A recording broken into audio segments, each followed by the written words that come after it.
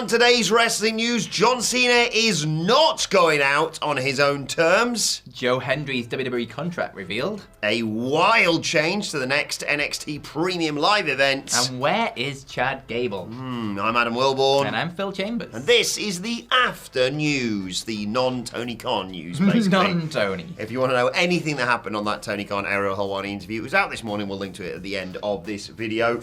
But yeah, let's talk John Cena. He has only got 2 dates left on his WWE contract, unless he fancies sticking around, or is going to be appearing at the Hall of Fame as we anticipate for next year. Yep. But yes, War Games, where he's going to have a rematch with Dirty Dom for his IC title.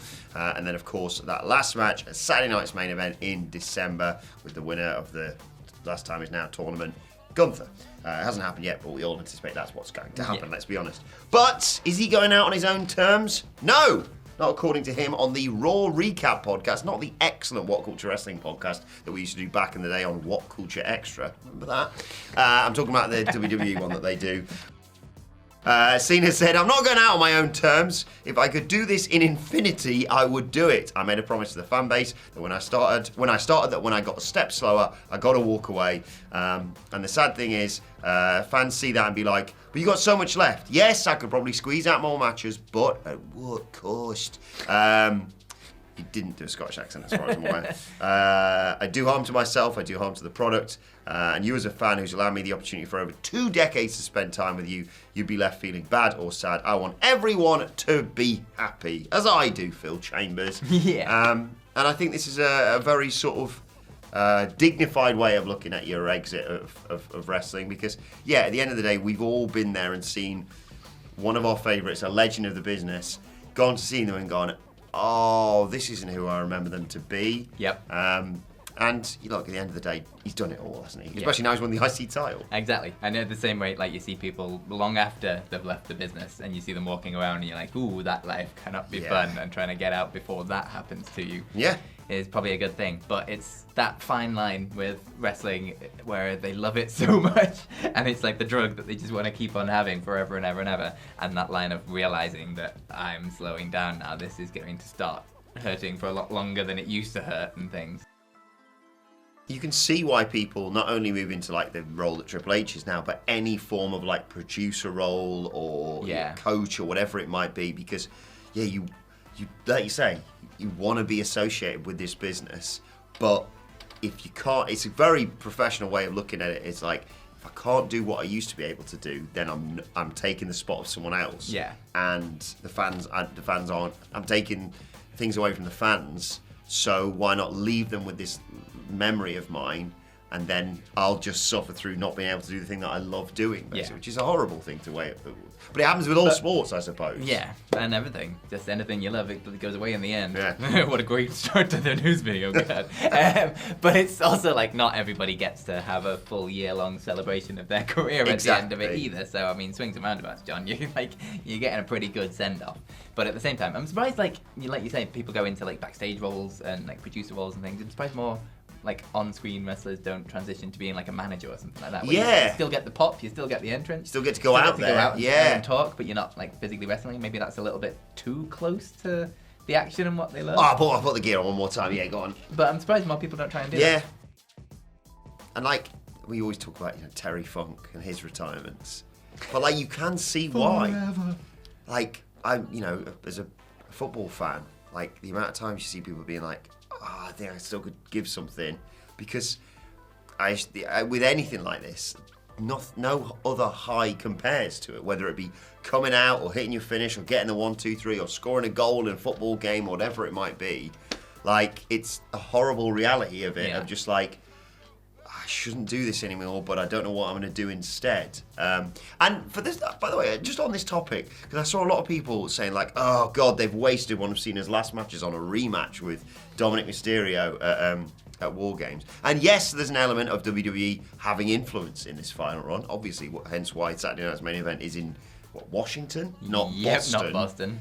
And the heel turn, well, exactly. But I think a lot of us will never know, really, how much John Cena said, I'd like to do this. Yeah. And it's his run at the end of the day. Like, I saw people moaning about, like, the Raw match with with Sheamus and Rey Mysterio.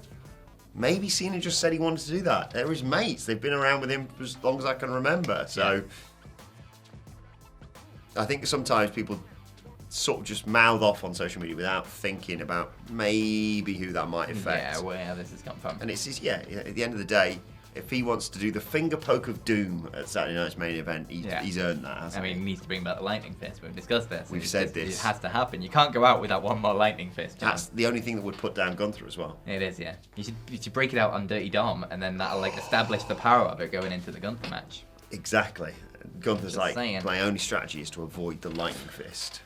He powers up and then Gunther just chops the crap out of him. The best. Is Elias that put down? Yeah. What a world. Best move ever. Taught back to him by Jackie Chan, of course. So, of course. You can't deny the power of that. Gunther hires Chuck Norris to train him for Saturday night's main event. Speaking of someone who's not at the end of his career, he's at the beginning of his career, except he's not. He's been doing this for like 15 years or something. Joe Hendry! Oh, I know him! I know him.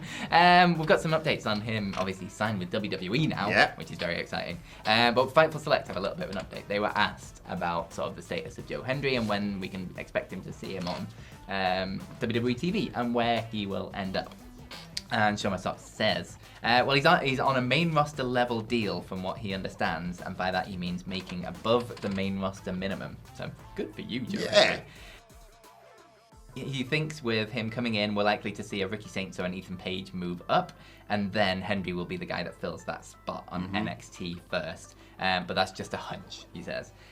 He also thinks it could be like a Mr. Iguana situation where he just has sort of random one-shots and it pops up occasionally on the main roster.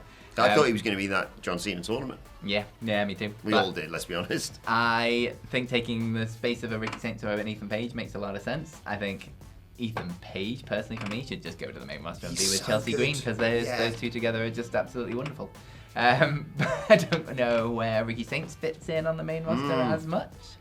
But he was always part of my vision plans until the Seth Rollins injury happened. Yeah. I thought, he's nailed on him or Ethan Page, to be perfectly honest. But yeah, with Joe, we're incredibly biased because we work with him and we're friends with him and he's a lovely bloke and I wish him all the best in the world. Oh, yeah.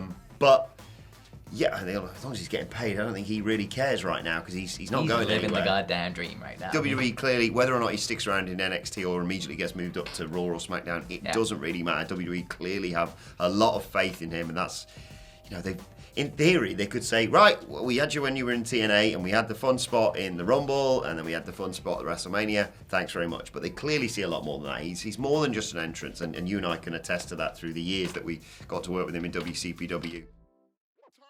And I think he's going to be in the Rumble again next year, whether he's on NXT or not. And maybe that's a gateway to him being on the Raw after WrestleMania, which is a thing again now, thank God. Yeah. But yeah, he's an incredibly hardworking guy, is Joe Hendry. This isn't like an overnight success by any stretch of the imagination. He has been working at this for years and years and years. We had him back in 2016 and he was going for longer than before that. But he has been busting his ass to get to where he is. And a lot of people don't realise quite how long he's been doing it. They sort of thought, he's come up with the I believe in Joe Hendry gimmick. That has just taken off. Like he's been working at this. Yeah, and he's done and like the stuff on the indies with the like entrance themes and stuff like that. Like you don't have to do that. Yeah. Like that was just all the other sort of window dressing around his work. He's putting a lot of work to make himself stand out on the indies. Randomly thought as I was getting ready this morning about the time when me and you had to break up a fight between him and Simon Miller. That around the corner. Do you remember? They had was it called Joe Hendry's Food Fight, I believe? Yeah. That was another project he worked on, and I remember he came here to shoot that before it all went wrong. Obviously, he came here to shoot that, and I sort of knew he was doing that and then doing other things and then obviously going to TNA and stuff like that. And I sort of asked him in passing, like, how was the journey down? What's your week been like? And I was tired hearing him describe it. He was, just a machine. And like, if he wants to, I'm not saying he's going to do this, but if he wants to put his feet up and just maybe have a year in NXT, just doing that and occasional, like you say, appearances, that's kind of justified. Yeah. Almost won the AAA Mixed Tag Team titles on NXT Gold Rush last night, but Ethan Page and Chelsea Green. More on that in the NXT Review podcast. Thanks. Yeah. I'm so happy for Joe. Yeah, absolutely. Love to see it, and He big was things are coming. He was one of the people who, when they had that TNA WWE relationship, you sent to the WWE one. What you got in this toy box then? Jordan Grace. This one. Yeah. This one. Joe Hendry, he seems quite popular. What have you left us? Like that moment of Mania, I just started laughing. It's incredible. It was so good, and Randy Orton looked like he had the time of his life as well. And Like Randy Orton laughing at the end of that is like, well, he's set now because Randy Orton's gonna go back and go like, yeah, this guy's good to work with. Yeah, were you like me watching that with our relationship with Joe? Watching the entrance and then going, right, but if he just gets RKO'd in 3 seconds, he'll be a meme. Like, he'll be... Yeah. But then it just went, it was perfect. It was perfect. They filmed it so well as well. They like zoom with the turn and then the RKO. It was just perfect.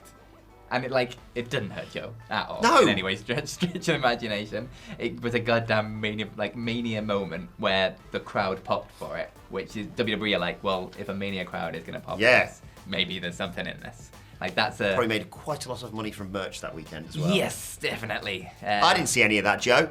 And where's my thanks for doing a backstage interview on WCW about 10 years ago? But he's gonna do all right. He better do an interview with us next year at I know, WrestleMania. right? That's true. Otherwise, I'll set Simon Miller on him again. Yeah, Joe. Good. But speaking of NXT, Hello. the best pay-per-view of the year, or premium live event, whatever, it encompasses all things, is coming this way very soon. It's NXT Deadline. It has, in my opinion, genuinely, and I'll do a bit of a gimmick. Genuinely? But- How genuine are your genuine? 100% genuinely, the greatest new match type in all of wrestling. I'm talking about the Iron Survivor Challenge. Now, if you're unaware about this, it's sort of the championship scramble a little bit, combined with a sort of Iron Man match, combined with the King of the Mountain match. So all the best matches shoved into one, basically. Whoever gets the most pinfall or submissions in a set time period, including a bit of a penalty box, earns themselves a title shot at New Year's Eve. So, NXT Deadline, Saturday, September? That's not the month. December Saturday, 6th. September. I've missed it! Saturday, December 6th in San Antonio, Texas is where NXT Deadline is going to go down. And Ava, the general manager and Booker and Cooker of the Year, on last night's NXT Gold Rush made the announcement. Previously, we've had multiple legends selecting people. There's usually like 5 or 6 of people in the Iron Survivor match, selecting people to be in it. And then they go on, and obviously that match happens, and they draw a sort of random order of people entering. Not this year. Big change. John Cena is going to be on Gold Rush next week to announce the competitors for the men's and women's Iron Survivor Challenge. Really excited about that. I think it has been and it can be, yet again, a real breakout moment for wrestlers. We saw Obafemi just dominate it previously. And, it's one of my favourite things of the year. So I'm excited, and having John Cena attached to it, and he's talked about wanting to bring the NXT talent in for the Saturday night's main event matches as well. So he's clearly got a lot of investment in the future of WWE, and I'm hoping someone like Miles Bourne gets in there because I think he really deserves it. Yeah, well, John Cena is definitely a fan of NXT, it seems, because like you say, the news that dropped the other week about the Saturday night's main event thing, that it was his idea to bring NXT talents in for it because he was sort of down there, sort of training and just sort of getting to know all of the new talent and things, and was like, you know what, I'm gonna give you all a leg up. But the Saturday night's main event thing, that could be like a yearly show of like just NXT versus main roster, like just one-off matches. I don't see why they couldn't do that more often. Me and Hamlet were talking about how if they were doing the the one-off Survivor Series that they did, where it was like, just so happened to be in 2019, Raw, SmackDown, and NXT, and NXT won the whole thing. The champions from each of those brands facing each other. It would have been quite a funny moment in terms of sticking it to Tony Khan's fumbles and what have you, because you'd have Cody Rhodes versus CM Punk versus Ricky Saints. You'd have Stephanie Vaquer, who was, granted, only in AEW for a cup of coffee, but still. Could have had her. Jade Cargill, and spoiler alert from last night's NXT, JC Jane, and Ethan Page and Blake Monroe would be involved as well. So that would be really funny. So there's that as well. So there you go. Watch NXT. Better than AEW, I've heard. I mean, I say it every bloody week. It's the best, NXT. But very excited for NXT Deadline. And I'm looking forward to seeing John Cena's announcement on that next week. Absolutely. But finally, finishing up with where the hell is Chad Gable? Where is he? Where is he? I mean, the American guy's been on TV plenty, but Chad Gable we've not seen in a long time. Yeah. So, this is according to a report from PW Insider Elite, who say that Gable is expected to begin training again at the WWE Performance Center within the next week. It remains unclear whether he'll reappear immediately on programming or have like a phased comeback plan or what that'll be, but at least he'll be back training to sort of then figure out what his return is going to be. That's good news. I don't know why you mentioned El Grande Americano and all this, because obviously it's not Definitely him. not the same guy.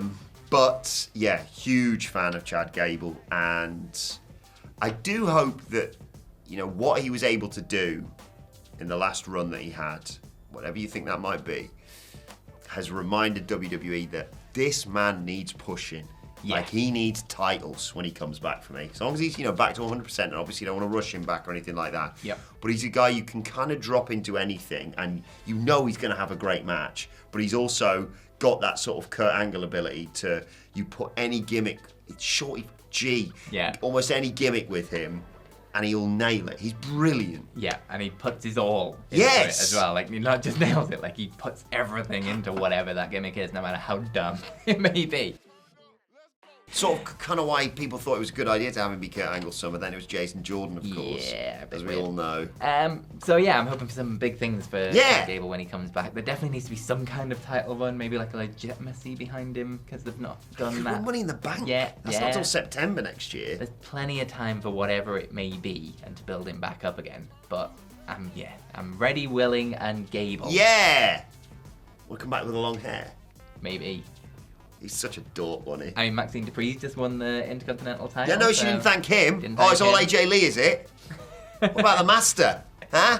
But it might be one of those things where he's got a bit of time off and it's like maybe a reset and they think like, oh, what can we actually do with him coming back now? Because like when you're in the system and you're just in things, you might get missed. But when you've got like, we've got this guy, he's coming back, let's find a plan for him. Maybe he'll factor more. I'm sure he'll have caught with loads of ideas. That's what wrestlers do, don't they, when they're injured? I've got this new idea. I'm going to become the champion and then I'm going to beat everyone. It's the best idea you can have. Can't deny it, really. Great idea, Hardcore Holly. Great idea. Anyway, let us know your thoughts on that and everything we discussed in the comments section below. Don't forget to like, share, subscribe. If you want to find out all the news about that Tony Khan, Ariel Helwani interview, there's a link to it right here. Not the interview, our thoughts on it, because it's bad. Bye!